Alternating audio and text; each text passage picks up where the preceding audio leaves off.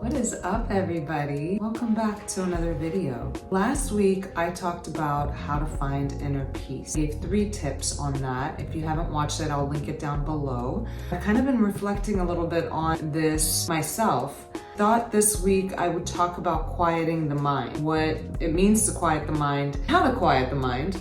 The quieter the mind, the more peace. When mind is really active, even if the activity is excitement, there is this feeling of just unease that you get even if you are just revved up and excited in a good mood. If your mind is just going 1,000 miles an hour, eventually there's always a crash.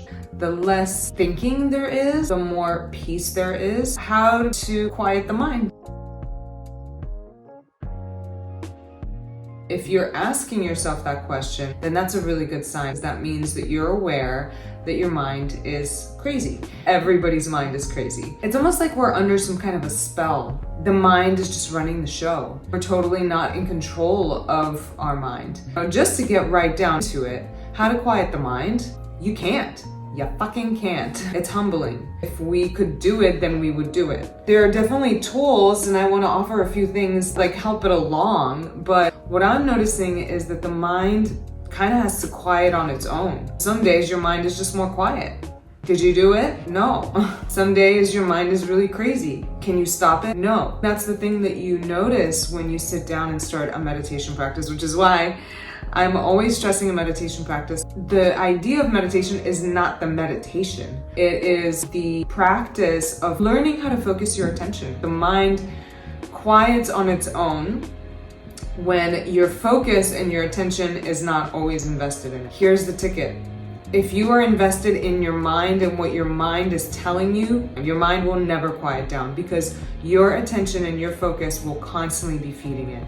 You have to cut that feeding source. How much do you want to quiet the mind? We like to play the victim. If you're not doing the work, then you don't really want it. There's a lot of things that we want to do, but why are we not doing them? It's always a choice. What are you choosing? It's a lot of effort when there's a strong momentum for the mind to just go, go, go, go, go. For you to actively work with it to slow it down. It's a gradual process. It takes years. How badly do you want it? How much do you want to live a peaceful life? Or do you prefer to go into that seductive little corner that the mind is trying to pull you into? The mind will come up, my friends, with many little tricky tricks to pull you in, and these tricks are tailor-made for you. It knows exactly what it is that hooks you, and it plays that game. And when that doesn't work, it'll find something else more subtle. My whole spiritual journey has been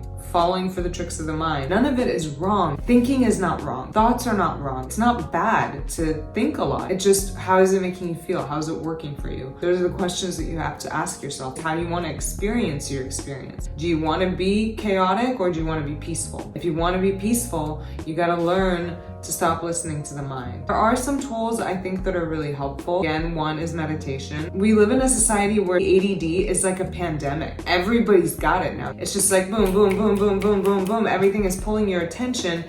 And so your attention is scattered.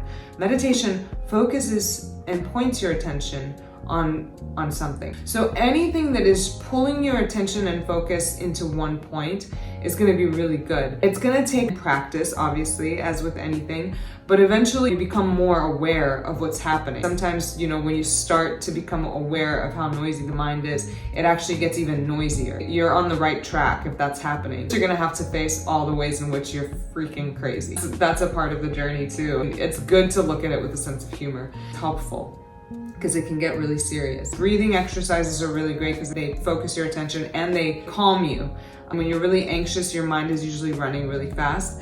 If you can calm yourself down, it kind of slows down the mind. And then, friends, you got to stop with the social media and the scrolling. One of the best things I've done for myself this year is that I've deleted social media from my phone. I control when I choose to use it. When I need to get on there for whatever reason, I have things that I do with my band and everything. If I need to do it, I go. But I don't go on there just to scroll and just to look at, don't be looking at how many views you got. Don't be looking at how many likes you got.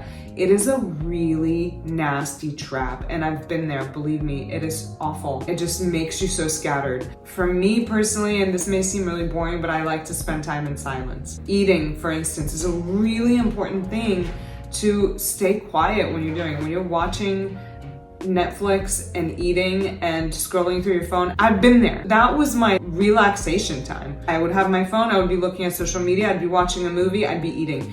I would be anxious at the end of it. I would feel unsatisfied even if I ate a lot.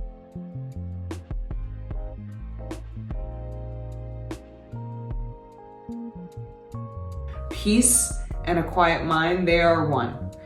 If your mind is quiet, there's just automatically peace. I hope this serves you. I'll be back again next week. I will talk to you then.